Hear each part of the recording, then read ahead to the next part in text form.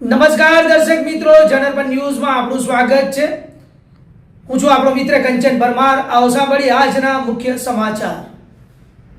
વારસિયા વિસ્તારના મીરા સોસાયટીમાં રાત્રિના સમયે થયેલ ઘરફોડ ચોરીના ગુનાના ભેદ ઉકેલી ચોર ઈસમને પકડી પાડતી વારસિયા પોલીસ।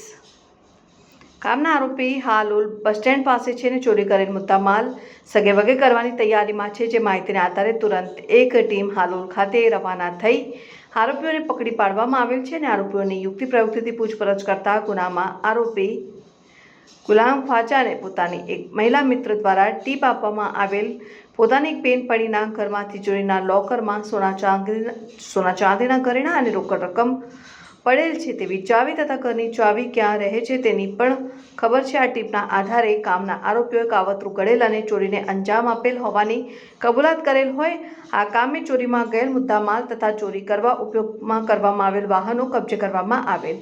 આરોપીના નામ અને સરનામા ગુલામ ખ્વાજા મોહમ્મદ સબીર શેખ, ઉંમર વર્ષ 22, ધંધો નોકરી, રહેઠાણ ફાગવેલ નગર, મેઘદૂત નગર સોસાયટી પાછળ તુલસીવાડી, કારેલી બાગ।